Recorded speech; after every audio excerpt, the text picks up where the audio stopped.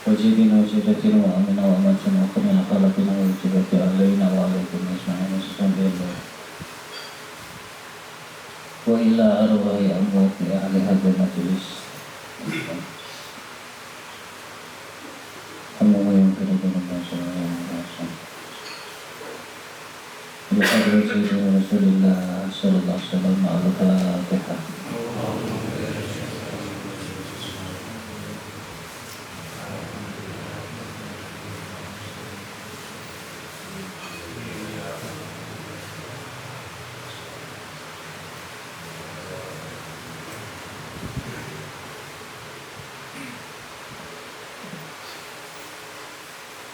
Bismillahirrahmanirrahim. Assalamualaikum warahmatullahi wabarakatuh.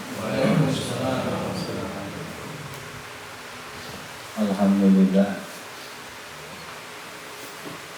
Wassalatu wassalamu ala Rasulillah wa ala alihi wa sahbihi wa mawala. Wa ba'du ra'ina walhamdulillah katabina billahi alhamdulillah islam bina wa Muhammadin nabiyya wa rasulah. Bil Qur'an imam wa bil ta'bati qiblatana bil mu'mina inaqana wa nahwa tabarra'na musayyidin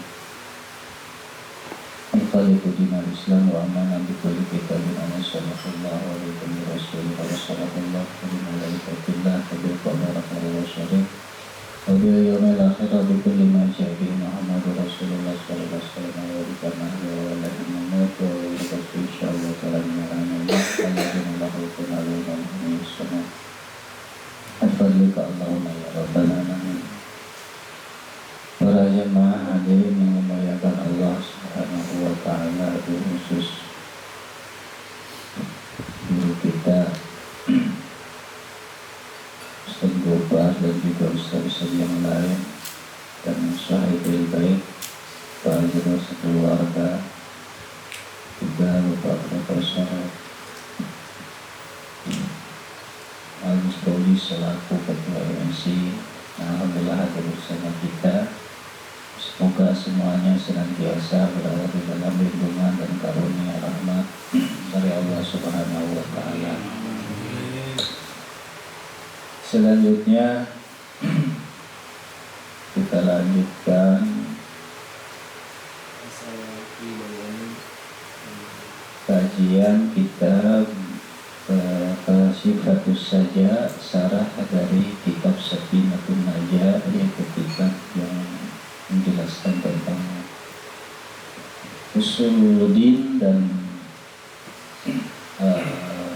hukum fikih, tentang fikih yang dikarang oleh Syekh Nawawi Al-Bantani. Alhamdulillah sekarang melanjutkan penjelasan tentang masalah pembatalan wudu yang diharamkan pada orang yang batal wudu. Yang diharamkan kepada orang yang batal wudu, dan sekarang tentang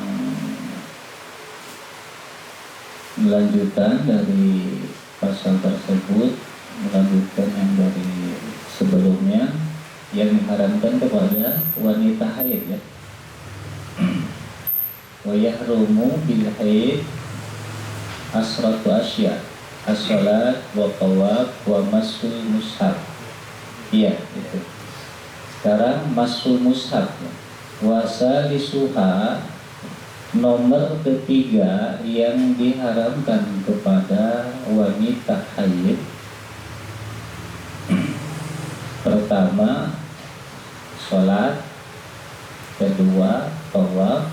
Sekarang yang ketiganya, masul mushaf, memegang mushaf. Mushaf yang dimaksud mushaf Al-Quran, yaitu kitab kitab tulisan Al-Quran atau kitab yang di dalamnya dimuat Al-Quran. Jadi ada Al-Quran, ada mushaf Al-Quran. Yang disebut Al-Quran isinya kalam Allah. Ketika disebut mushaf Al-Quran, maka yang dimaksud bukunya, tulisannya.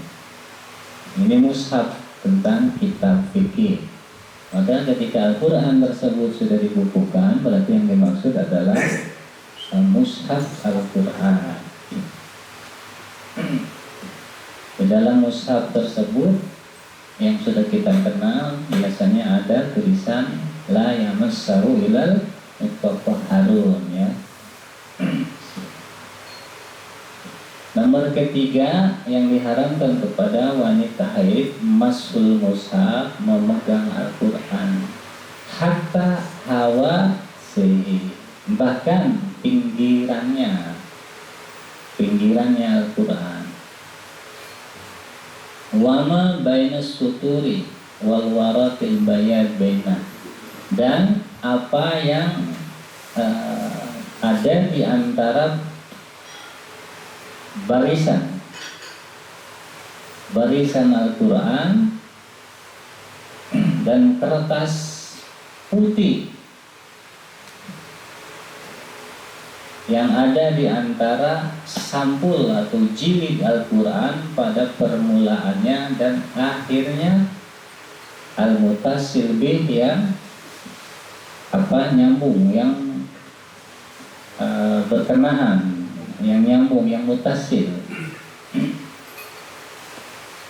Biasanya kan ada di Al-Quran tuh sebelum masuk pada halaman pertama ada kertas putih pembatas. Itu juga termasuk yang dimaksud hatta wama baina suturi wal waraqil bayad baina. Ya, termasuk. Jadi tidak boleh dipegang atau terpegang oleh wanita haid.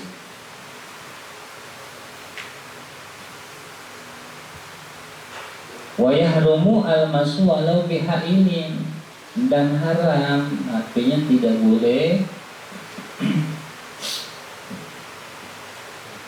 memegang Al-Quran walaupun dengan penghalang, walau kana syakhinan haitsu yu'addu ma sa'alahu urban,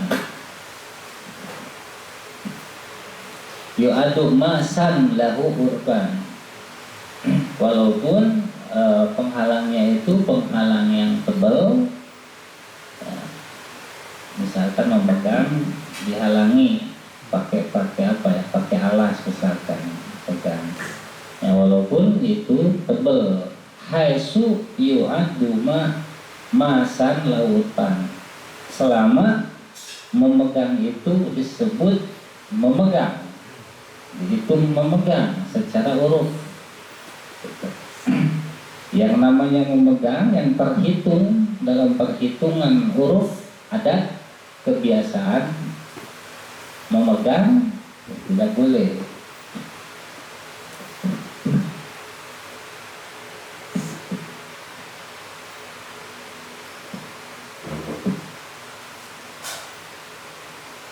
Kenapa? Li'annahu yakhillu bita'dim, karena itu merusak nilai-nilai pengagungan terhadap Al-Quran.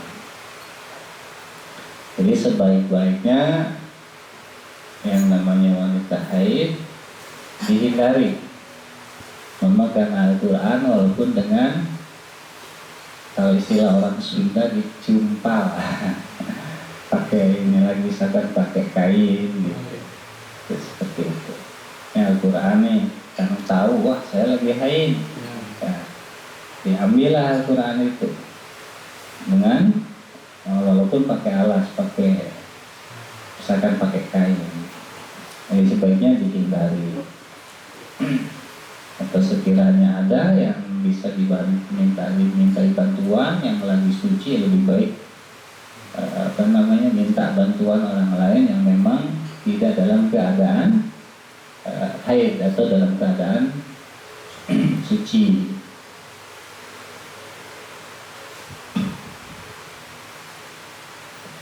Wal murad minhu, yang dimaksud dari mushaf tersebut yaitu bi ayyi juz'in, juz yang mana saja, istilahnya mau depannya mau belakangnya ya. Tuh.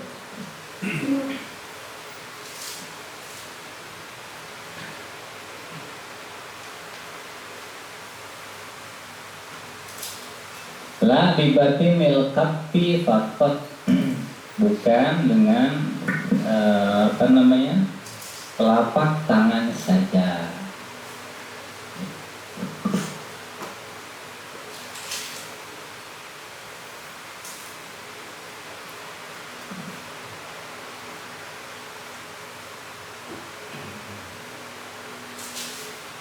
Qala Nawawi, Imam Nawawi rahimahullahu ta'ala, beliau berkata, Imam Nawawi ini mujtahid fatwa. Jadi fatwa fikih madhab Syafi'i merujuk kepada beliau. Para ulama setelah beliau, generasi setelah beliau, merujukkan fatwa-fatwa fikih dalam madhab Syafi'i kepada beliau. Jadi ulama itu ada tabaqahnya, dari mulai tabaqah ulama imam mujtahid mutlak, kemudian atau garis miring mujtahid madhab, kemudian ada mutlakul mujtahid, ulama mujtahid, tapi beliau mengikuti madhab imam mujtahid mutlak yang diikuti. Seperti banyak lah, kalau disebut-sebut banyak. Kemudian ada mujtahid fatwa, kemudian mujtahid tarjih, kemudian mujtahid muqallid. Contoh mujtahid muqallid banyak juga. Ya, artinya masing-masing ulama itu ada rujukan-rujukannya. Kalau tentang tarjih qaul Imam Syafi'i, jadi dari sekian banyak qaul ulama dalam wilayah madhab Syafi'i ini, yang mentarjihnya ketua ulama yang yang jadi rujukan baginya itu Imam Ibnu Hajar Al-Haytami dan Imam Syihabuddin Romli. Jadi rais ulama mujtahid tarjih dua, nanti rais ulama mujtahid fatwa juga dua, yaitu Imam Nawawi dan Imam Rafi'i. Ini panjang kalau dijelasan. Artinya sebab sekedar supaya kita tahu siapa Imam Nawawi. Imam Nawawi adalah rujukan ulama-ulama dalam fikih madhab Syafi'i dalam masalah fatwa. Jadi ulama ahlu fatwa. Nah, beliau Imam Nawawi rahimahullah berkata, idza masal muhtisawil junub awil haid, apabila orang berhadas atau orang yang junub atau orang yang haid memegang au hamala atau membawa. Jadi apabila orang yang berhadas atau yang junub atau yang haid memegang atau membawa kitaban min kutubil fiqh,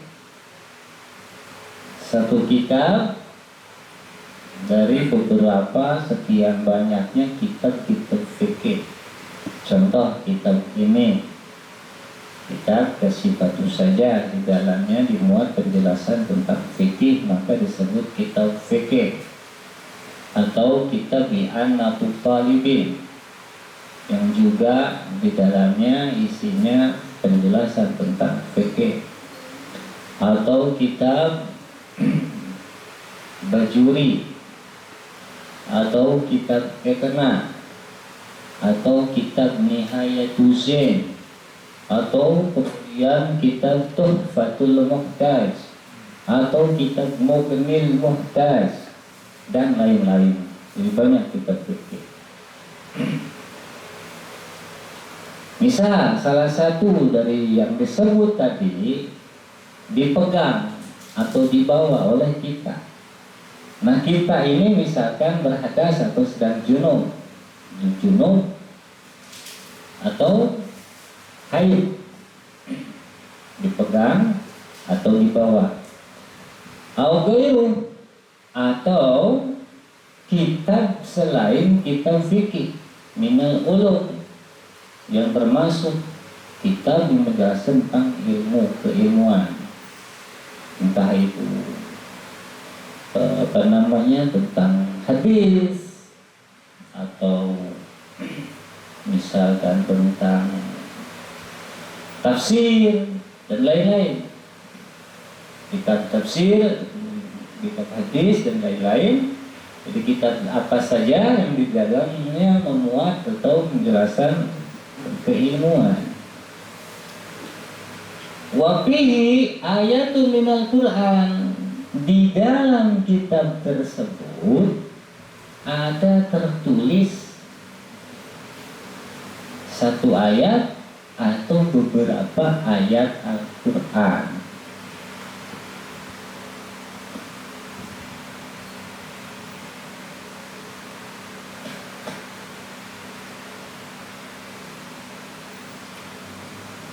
Au sauban mutarrazan bil Qur'an, au dirham, au dananir manpusah bi, atau bahkan selain kitab, entah itu pakaian yang dibordir misalkan, yang disulam dengan Al-Qur'an, atau bahkan dirham atau dinar juga yang diukir, yang di semacam di bukan dari ayam apa kalau duit logam ya semacam itu yang digrafir dengan Al-Quran, artinya ditulisi Al-Quran, ayat Al-Quran.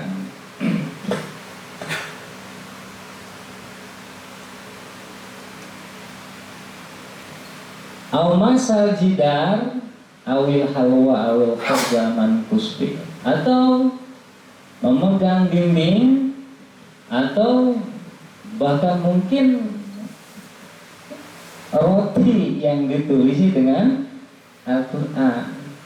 Ya bisa jadi misalnya biasanya yang roti semacam kue ulang tahunnya yang biasa ada pernik-perniknya ditulisi ayat ayat yang mewakili atau yang di dalamnya maknanya memuat tentang tahniah, ungkapan selamat, atau suatu ungkapan syukur, atau apa saja yang artinya ayat Al-Quran.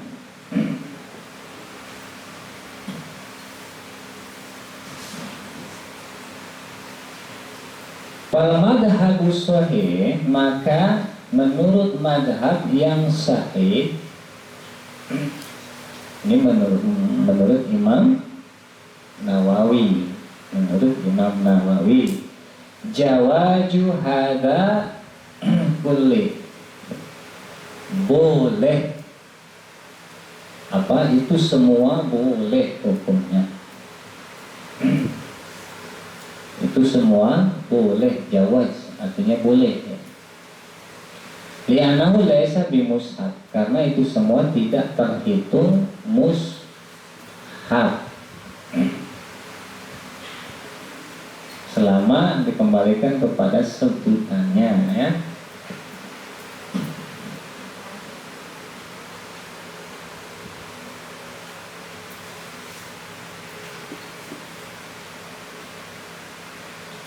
Wabihi wajhun anahu haram. Namun dalam hal tersebut juga ada suatu wajah kaul, artinya pendapat kaul yang annahu haramun, mengatakan bahwa itu haram.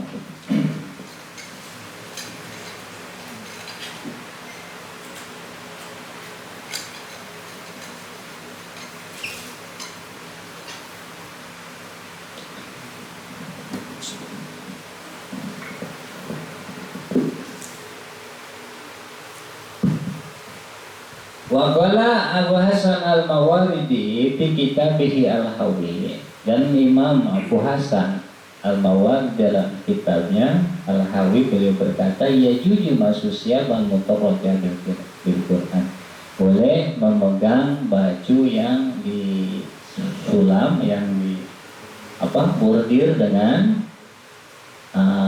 tulisan, maksudnya tulisannya ya, tulisan ayat Al-Quran.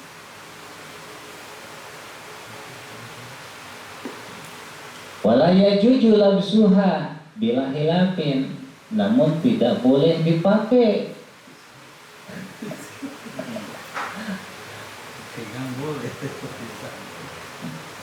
Tidak boleh labsuha, memakainya siang tersebut, pakaian tersebut.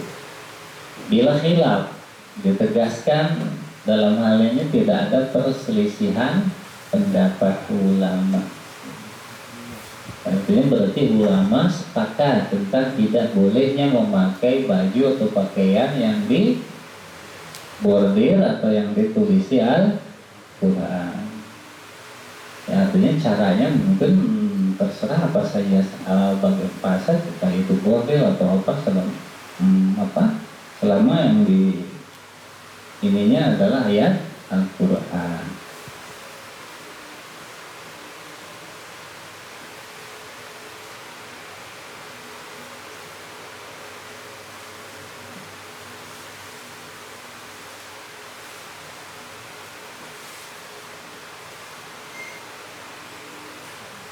Li'anal maksud bila besiha at-tabarruk bil Quran, karena maksud daripada memakainya pakaian tersebut adalah mengambil berkah dengan Al-Quran. Wa hadzal ladzi qallahu dhaif, dan kaul ini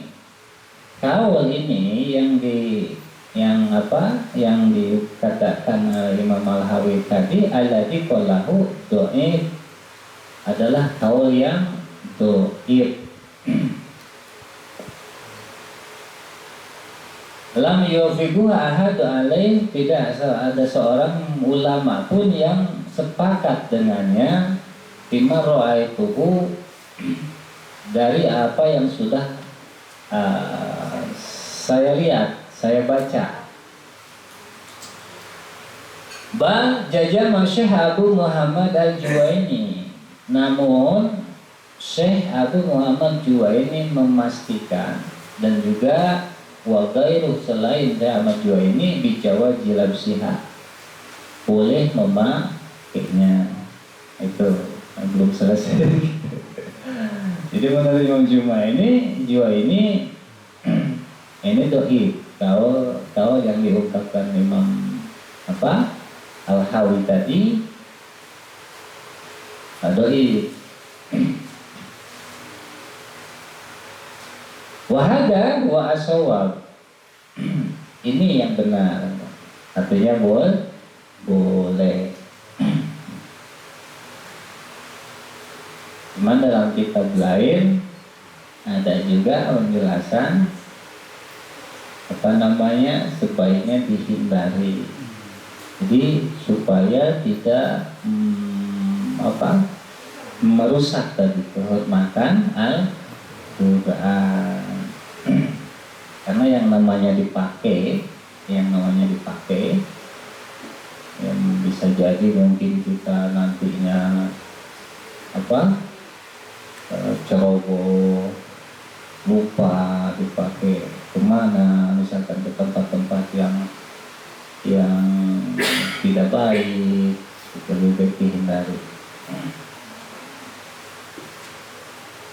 Wallahu a'lam. Wa amma kutubut tafsir, adapun kitab tafsir wal fikih dan kitab fikih, fa in kana al-Qur'an biha aksaru min ghairi, apabila tulisan Al-Qur'annya lebih banyak dari yang selain Al-Qur'an,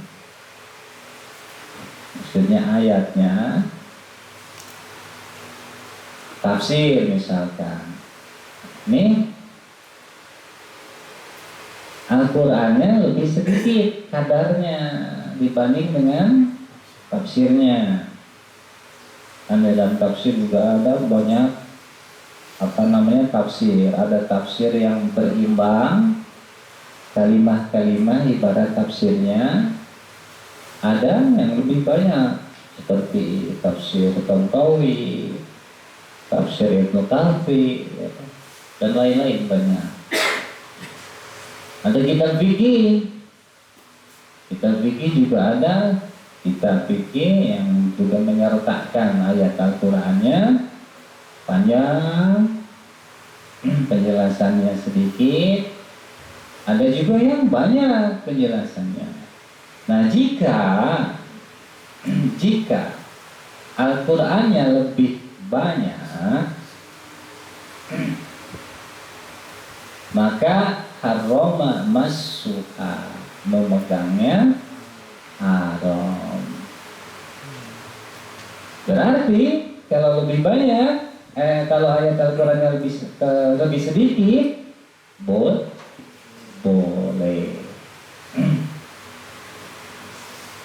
Cuma walaupun boleh, ya kita lebih baik hati-hati. Itu kalau memang bisa kita imkan, misalkan untuk bersuci dulu, ya bersuci dulu, kecuali karena ittirar. Dalam kitab Fathul Mu'in, dalam i'anah sarah dari Fathul Mu'in ada juga penjelasan. Jadi misalkan kita darurat, kita sedang dalam keadaan berhadas, melihat kertas Al-Quran yang tersia-sia salah di jalan, khawatir sewaktu kita mengambil wudu ada hal yang tidak diharapkan, misalkan terinjak orang, yang mungkin banyak orang lewat. Orang kan tidak semua punya ketelitian, nah khawatir nih, ya boleh lah, dengan tujuan menyelamatkan kehormatan dari Al-Quran tersebut.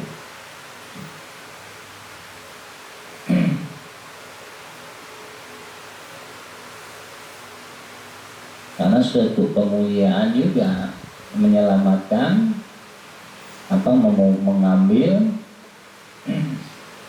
asma-asma agung seperti asma Allah, asma Rasul, ini juga Al-Quran. Dulu ada ulama wali Allah yang namanya Bishr, Syekh Bishr. Syekh Bishr ini digelari Al-Hafi, Bishr Al-Hafi. Riwayat beliau diangkat Allah sebagai aulia, sehingga namanya disebut dalam jajaran orang-orang hebat di masa lalu, dalam golongan ulama soleh, ulama salaf soleh di masa lalu. Jadi suatu hari ini Bishr Al-Hafi digelari Al-Hafi, beliau biasa nggak biasa memakai alas kaki. Maka Al-Hafi kalau bahasa orang Sunda itu nyeker. Suatu hari beliau jalan, di situ perjalanan beliau melihat potongan kertas. Dan di dalam kertas itu tertulis asma Allah. Sudah kesia-sia. Nah, kebetulan adanya kertas tersebut di tanah orang, ya, di tempat orang. Lalu beliau minta izin, bahkan dalam ceritanya ditebus, kertas tersebut ditebus pada pemilik tempat tersebut.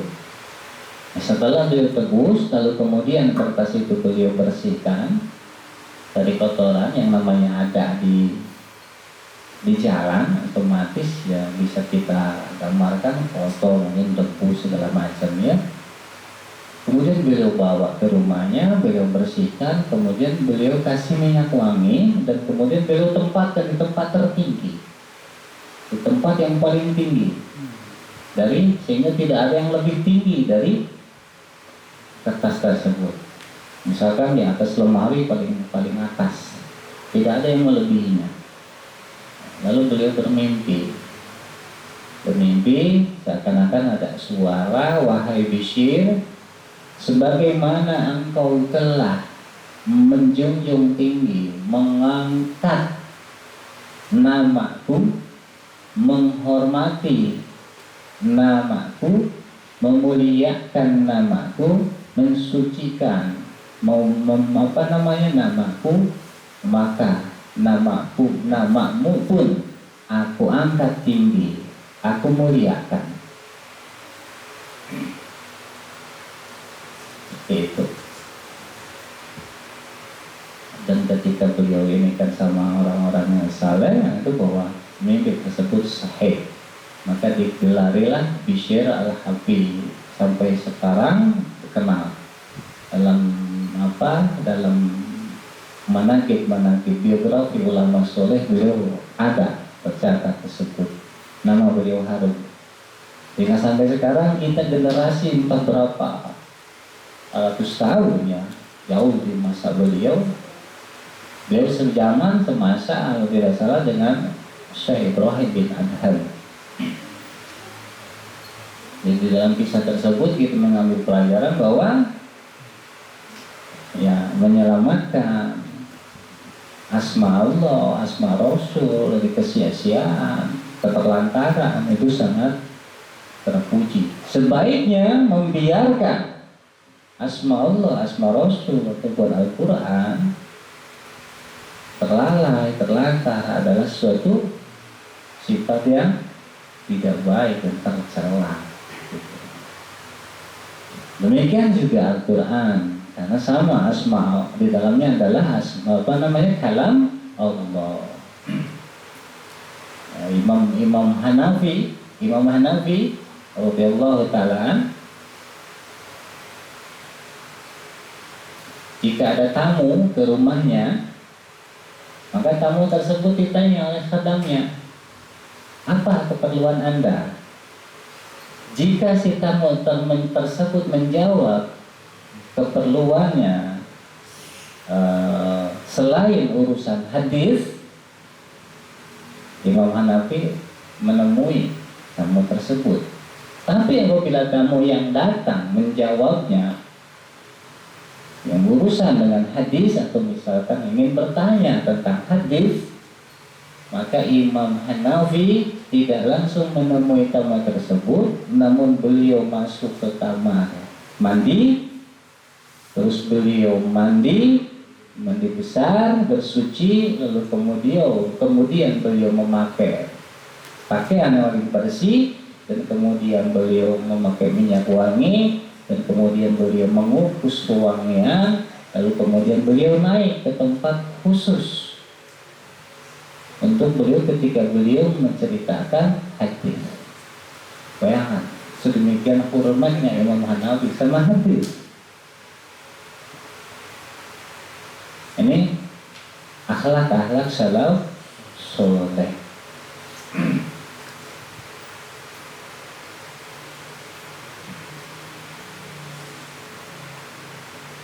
Kembali, jadi apabila tulisan selain Al-Quran lebih banyak, itu boleh, dihukumnya boleh.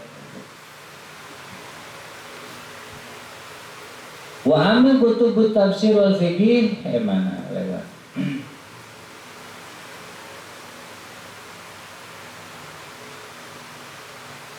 Wa in kana ghairuhu aksaru, apabila selain Al-Quran lebih banyak, kama huwal galib, sebagaimana galib, fafihi salah satu auzuhin, ada 3 wajah. Jadi ada wazah.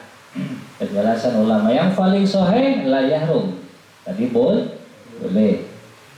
Itu pendapat yang boleh adalah yang paling sahih. Wasani keduanya yahrum. Wasalis ketiganya idakan Al-Quran bi khatin mutamayyidin bi lafzi ayyi. Biladin mutamayyidin biladin. Apabila Al-Qur'annya memakai tulisan atau menggunakan tulisan yang mutamayyiz, yang jelas lafadznya, biasa kan ada bisa bedakan kalau ayat Quran misalkan dengan huruf besar ya, atau mungkin dengan perbedaan dengan warna tulisannya, dengan warna dibedakan dengan tafsirnya. Nah, jika redaksinya seperti itu, ada perbedaan antara Al-Quran dengan selain Al-Quran, misalnya dengan tulisan tafsirnya.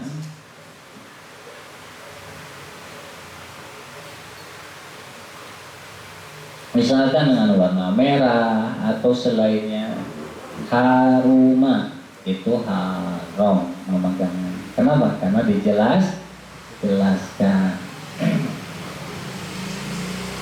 Wa ilam yatamai, apabila tidak ada perbedaan, sama tulisannya sama antara Al-Quran dan tafsirnya,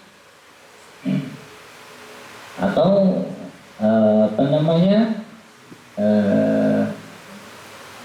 antara Al-Quran dengan penjelasannya, lam ya rum, itu tidak haram.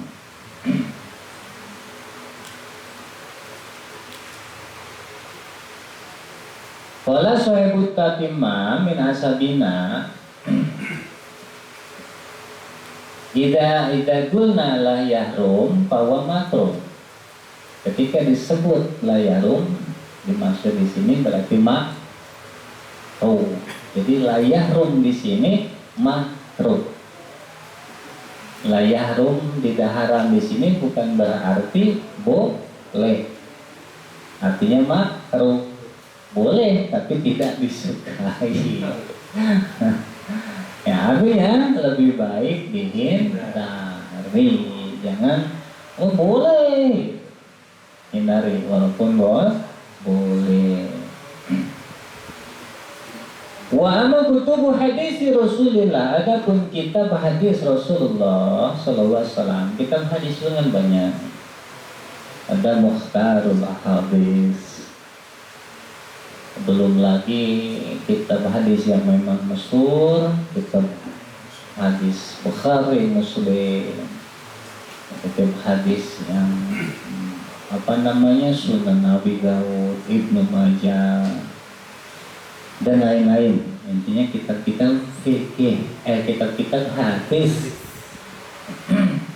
Fa ilam yakun fiha ayatun minal Quran, jika di dalamnya tidak terdapat ayat Al-Quran, fala yahrumu masuha, tidak haram memegangnya. Wal aula, tapi walaupun tidak haram memegangnya, lebih utama dipegangnya dalam keadaan alat tohara, dalam keadaan suci. Jadi jangan mentang-mentang tidak haram, ya. Kita seenaknya, ya. Sebaiknya dalam keadaan suci, walaupun tidak haram.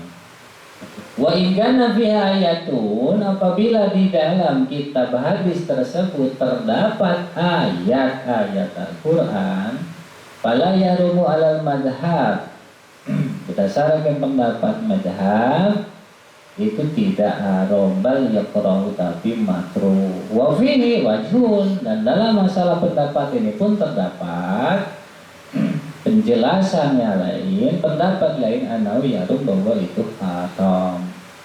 Bahwa al-wajilati fi kutubil fikih, yang sebagaimana yang terdapat di dalam pendapat yang berkenaan dengan kitab fikih.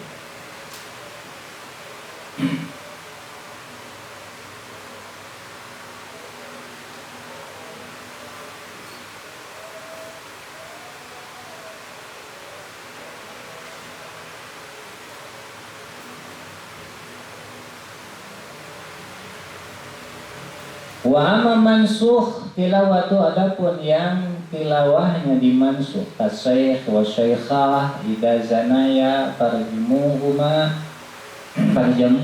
wa ma asbaha dzalik, dan sebagaimana yang sama dengan yang tersebut tadi, wala yahrumu minhu wala hamluhu, tidak haram massuh, ya massuh tidak haram memegangnya dan tidak haram membawanya. Wala ashabuna wa kadzalika Taurat, ashabul wujuh mazhab Syafi'i berkata demikian pula kitab Taurat, kitab Injil, intaha kalam Nawawi. Beres perkataan Imam Nawawi tadi kan, sekarang perkataan Imam Nawawi. Ini paham ya?